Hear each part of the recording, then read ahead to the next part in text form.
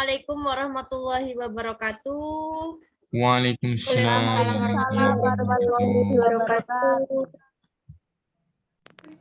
Apakah suara saya terdengar? Terdengar dengan jelas. Dengan jelas. Baik, terima kasih. Izinkan saya untuk menyampaikan materi Pancasila dalam Arus Sejarah Bangsa Indonesia yang tadi telah dipaparkan oleh Saudara Fairuz Zaman, dan saya akan menambahkan. Perkenalkan, nama saya Lulu Rintan Apriliani dengan MPM 2213032100. Saya akan memaparkan materi yang saya dapatkan.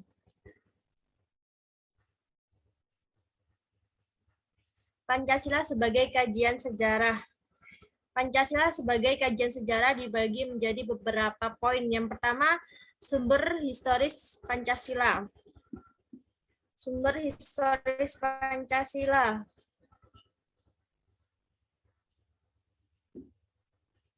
Terus,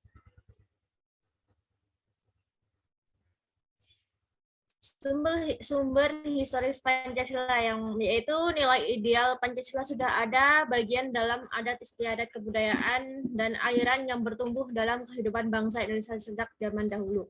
Jadi Pancasila itu sebenarnya dasar konsepnya sudah ada pada zaman dahulu, yang mana nilai-nilai yang ada di dalamnya sudah ada pada zaman-zaman kerajaan-kerajaan.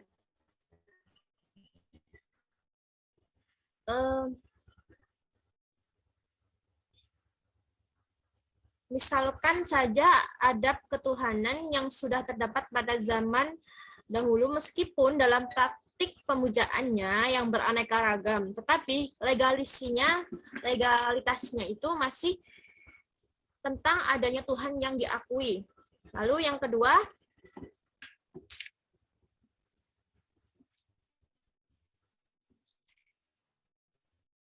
terus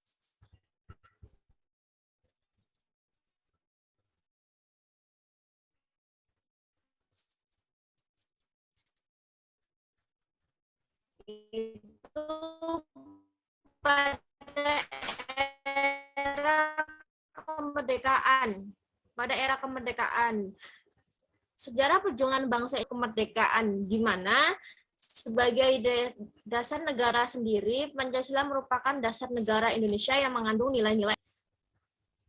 Pada era kemerdekaan ini, baik seperti peristiwa Rengas Dengklok, yang mana peristiwa tersebut menyangkut antara golongan muda dan golongan tua, yang pada saat itu memang masih terjadi perseteruan antara golongan tersebut, yang mana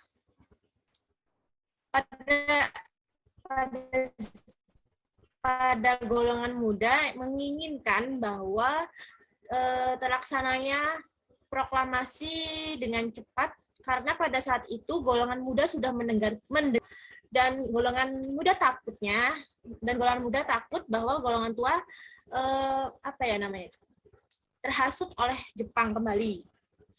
Lalu Pancasila memiliki sejarah dari berbagai masa sebelumnya. Pancasila terbentuk sebagai ideologi bangsa Indonesia ini. Terus, yuk.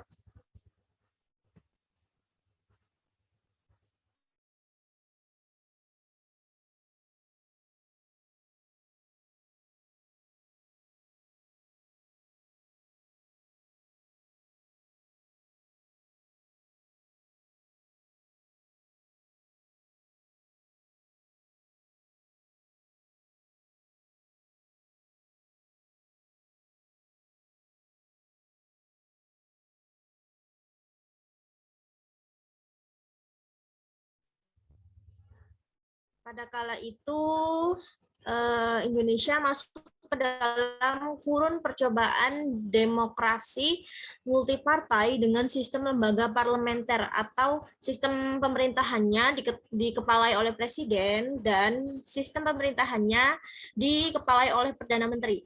Tetapi partai-partai politik pada zaman itu tumbuh dengan subur dan taktik politik yang cenderung sesuai dengan jalannya Pancasila.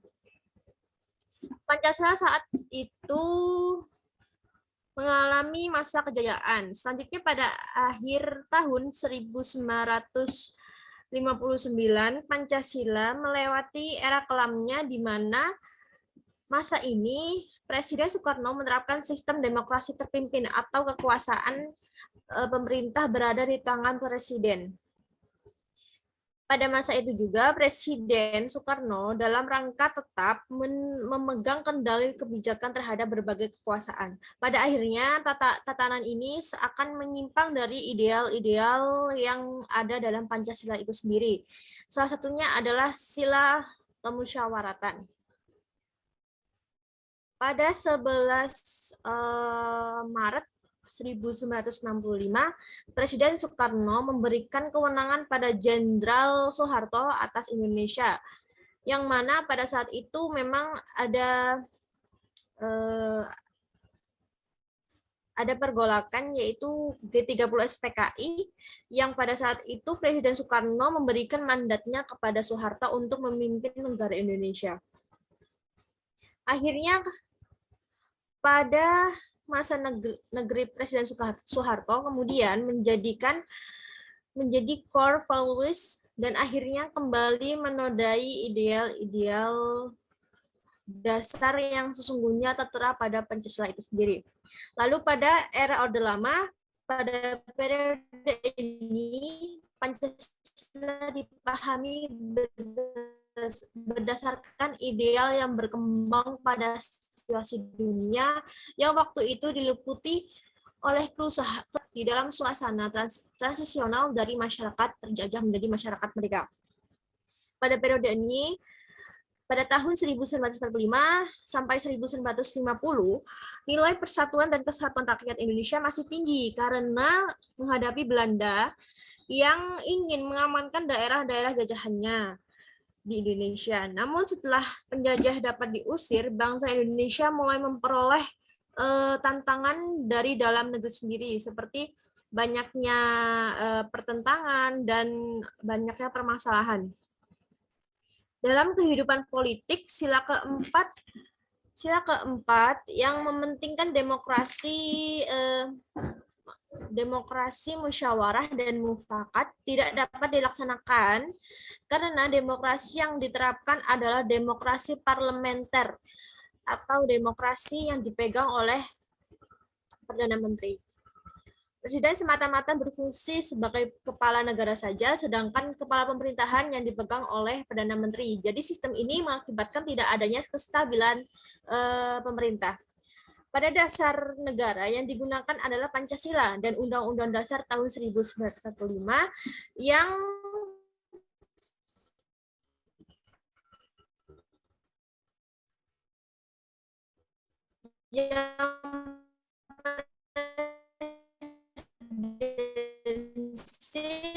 namun bagi bagian dalam praktikumnya sistem ini tidak terwujud.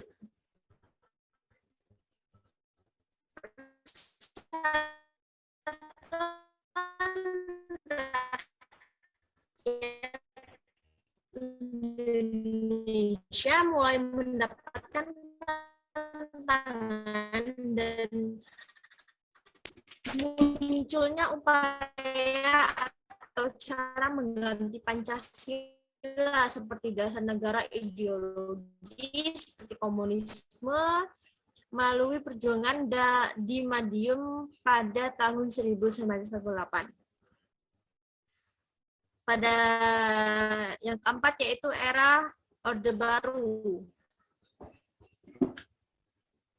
Orde Baru, bagian dari sejarah Republik ini.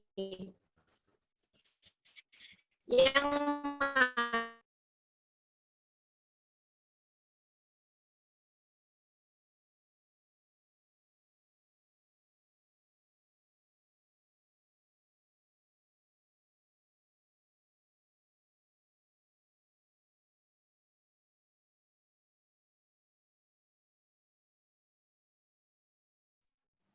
Kok Lulu keluar?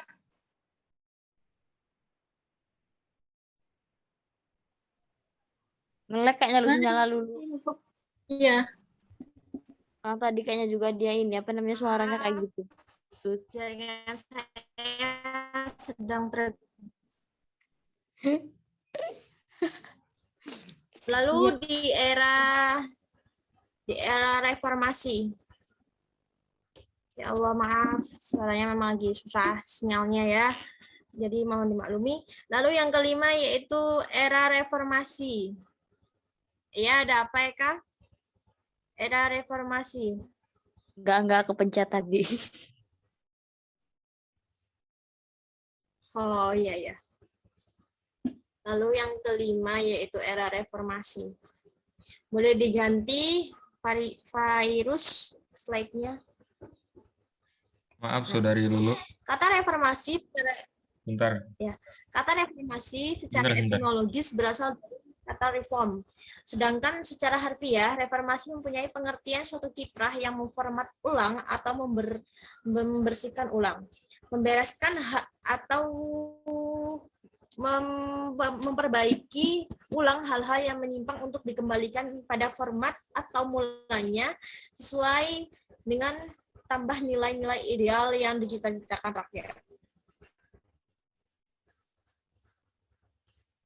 Pada era ini Pancasila tidaklah jauh berbeda dengan pada masa Orde Baru dan Orde Lama, yaitu pasif. Terdapat tantangan yang harus dihadapi. Tantangan itu adalah korupsi, kolusi, dan nepotisme. Dan yang sampai hari ini tidak ada hasilnya sama sekali. Selain itu, globalisasi menjadi tantangan tersendiri bagi masa ini dan bangsa Indonesia karena semakin lama ideologi Pancasila semakin tergerus oleh liberalisme dan kapitalisme. Apalagi tantangan pada saat ini sifatnya terbuka, bebas, dan nyata. Lalu, penerapan nilai Pancasila pada dampak globalisasi. Yang pertama yaitu wawasan moral atau moral cloning. A. Kesadaran moral. B. Wawasan nilai moral. C. Kemampuan mengambil pandangan orang lain. D. Penalaran moral. E. Mengambil keputusan. F. Pemahaman diri, self-know. Lalu, 1. Perasaan murni. B. Harapan diri sendiri. C. Merasakan diri orang lain. D. Cinta kebaikan. E. Kontrol diri. F. Merasakan diri sendiri. Lalu yang kedua yaitu perilaku moral. A. Kompetisi. B. Kemauan. C. Kebiasaan. Kemerdekaan Indonesia diraih bangsa Indonesia bukanlah pemberian dari pemerintah kolonial Belanda atau Jepang, tetapi kemerdekaan Indonesia dicapai melalui perjuangan bangsa Indonesia dari berbagai golongan masyarakat, dari golongan muda, golongan tua, tidak membeda-bedakan semuanya. Pada rapat DPU PKI mulai dibahas calon dasar yang diajukan oleh negara merdeka. Usulan kandidat negara dasar mengajukan secara bergantian. Fungsi dan kedudukan Pancasila mulai terancam di era reformasi yang ditandai dengan adanya rezim Orde Baru dan adanya krisis ekonomi yang mengakibatkan keterpurukan hampir di semua bidang kehidupan.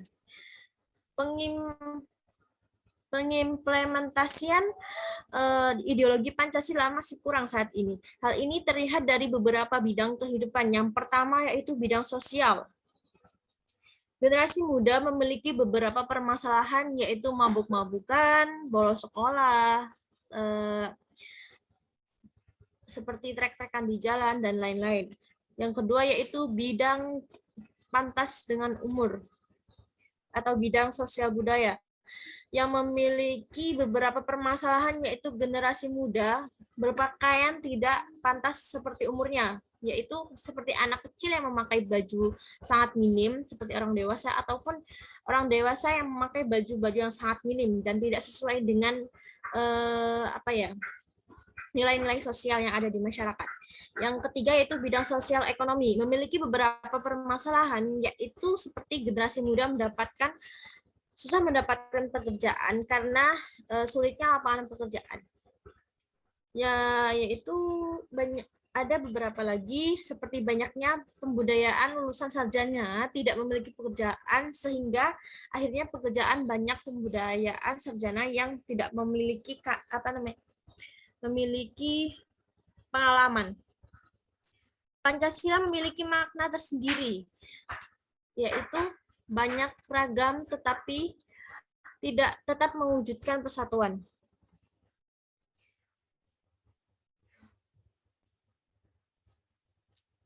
Baik, terima kasih. Materi sudah saya sampaikan. Apabila ada salah kata, saya mohon maaf. Apakah ada pertanyaan?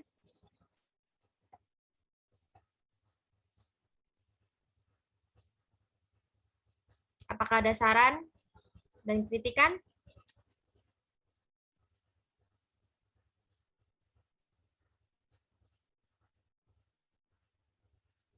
Baik, tidak ada. Saya akhiri.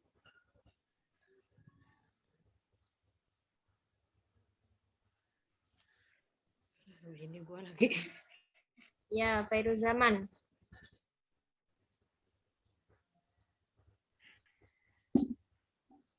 Baik. Mungkin saran dan tambahan ya. Ya, boleh. Silakan.